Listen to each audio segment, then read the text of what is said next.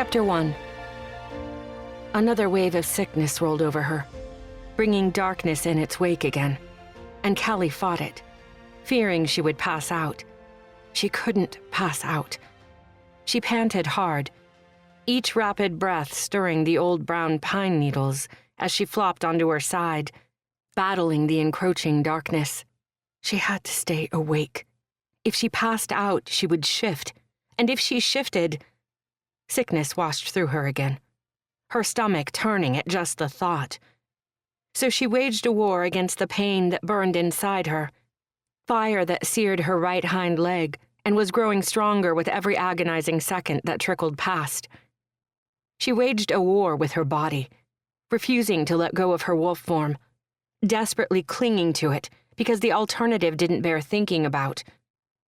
Callie mustered enough strength to continue her assault on the thick wire that had tightened around her right leg, twisted and frantically chewed on it. The metallic taste of it was joined with that of blood on her tongue, and she bit closer to her leg. The snare had already cut deep into her flesh. If she couldn't get it loose, if she couldn't stop the pain from forcing her to shift back or the darkness from taking her, something that would also result in her returning to her human form, that snare was going to cause her a world of pain far worse than it was now. As her ankle grew, the wire would slice into her flesh and hobble her by either causing a wound so deep she wouldn't be able to place weight on her leg, or by snapping the bone. Hell, it might even take her foot clean off. Wounds and broken bones she could mend, but she couldn't grow her foot back. She snarled and growled, bit the wire and shook her head, trying to loosen it and free herself, all the while aware of her surroundings, that any moment the men who were after her could catch up with her. She stilled, somehow made it through another wave of nausea that threatened to have her blacking out, and gave herself a moment to recover before attacking the old hunter's trap again. She couldn't afford to waste a second. She had to keep moving. She had lost Kerrigan and his men at the start of this valley, but every second she spent trying to free herself was a second that brought them closer to finding her. She cursed, and it came out as a mournful howl, something she regretted as the night went deathly still. That howl would carry for miles, giving away her position. But her wolf side was agitated, her instinct to call for help strong. Somewhere out there was White Wolf Lodge. She had to be close to it by now. If she called for help, someone might hear her and come to find her. Someone might save her. She should have reached that place of sanctuary by now, feared she had missed it somehow, even when she wasn't sure how that was possible. By all accounts, the lodge was large, with many tourist cabins on one side of the property, and just as many cabins for the wolf shifters who called it home on the other.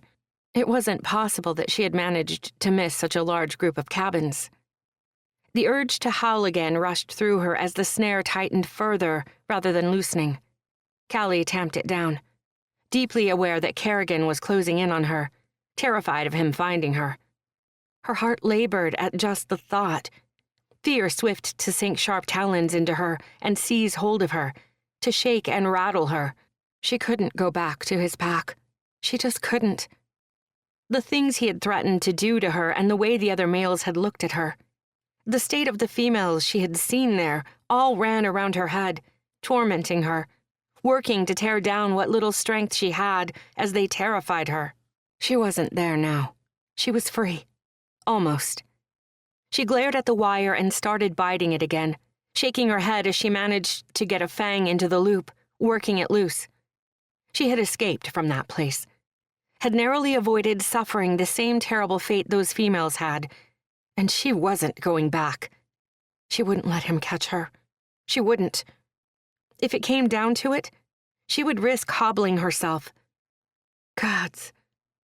The thought of shifting back and allowing the wire to cut into her leg sickened her, hit her hard enough that she immediately changed her mind. She couldn't do it. She released the wire when her efforts to loosen it did nothing and flopped onto her side again, panting hard, needing a moment to breathe.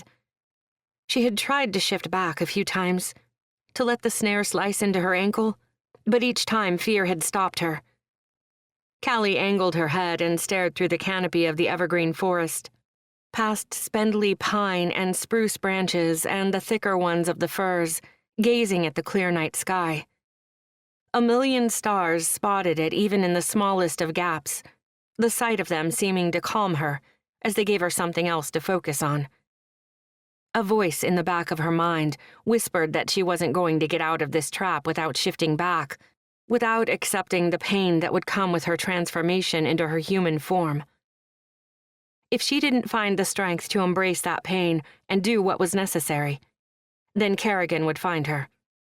Surely it was better to suffer a short burst of pain that would linger for a few days at most, than subject herself to years of abuse. Years of being used by males who believed they owned her and had a right to her body. Years of living with males who looked down on her, treating her as inferior, as something that existed to serve them. She huffed, blowing pine needles in all directions as her head dropped back to the ground. All wolf packs were the same. Females were inferior, had few rights, and never a say in anything, even in the more progressive packs in Canada. She had thought her pack different once, back when her family had been alive and she had been young and blind to the true nature of it. Then, when she had learned of the European packs and how many of them were making grand, sweeping changes to bring about equality, she had started to take a good hard look at her pack and hadn't liked what she had seen. But even her pack had started looking progressive when she had seen the one Kerrigan ran. At least the males at her family's pack hadn't done as they pleased with females, taking them whether they were willing or not, slaking their urges whenever they struck with little regard for how it made the female feel. Kerrigan treated the female members of his pack as if they existed only to please the males. Callie stared at the trunk of the nearest towering pine, the breeze stirring her black fur. The White Wolf pack were meant to be different, more than just progressive. The alpha there believed in treating females with respect and kindness. He listened to them, even went as far as seeking their opinions about things and involving them in the running of his pack, a pack that was made up of wolves from every corner of Canada, and some from south of the border, too. According to the things she had heard, the pack alpha accepted anyone who came to him, no questions asked. Gods, she hoped that was true. She wouldn't blame him if he did turn her away, though. She was bringing trouble in her wake, something he would have to deal with for her.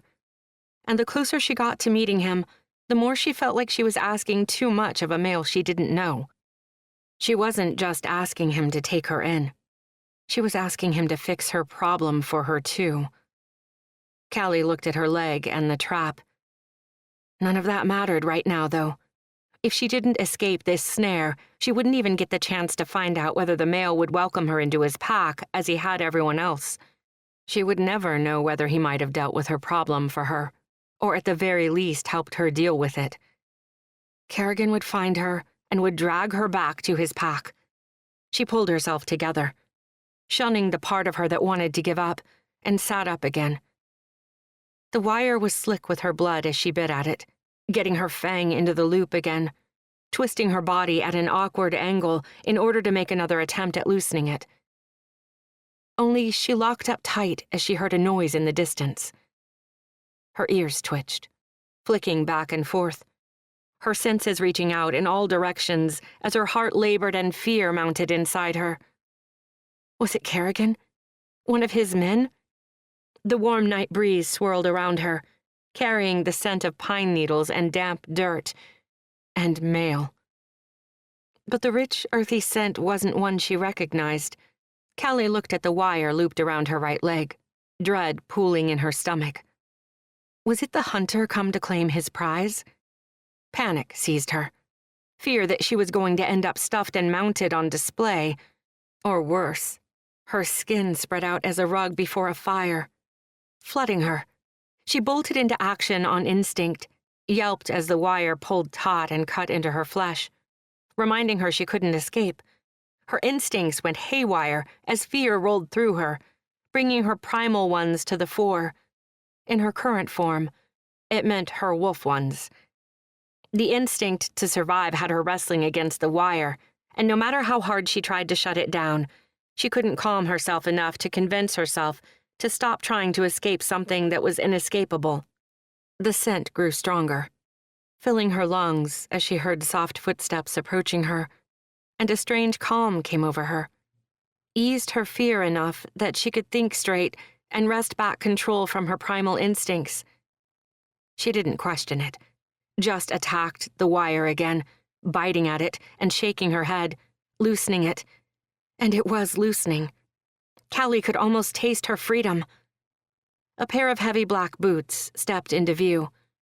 She locked up tight, fear drumming through her veins, her heart thundering as she slowly lifted her gaze, taking in the mountain of a male who was striding towards her with grim purpose. Not a wolf. Not a hunter either.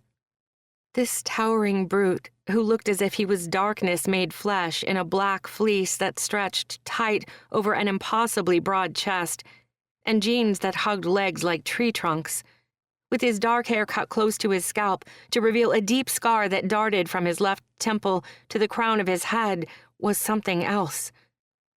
And the look in his cold, emotionless pale blue eyes said he wanted to kill her.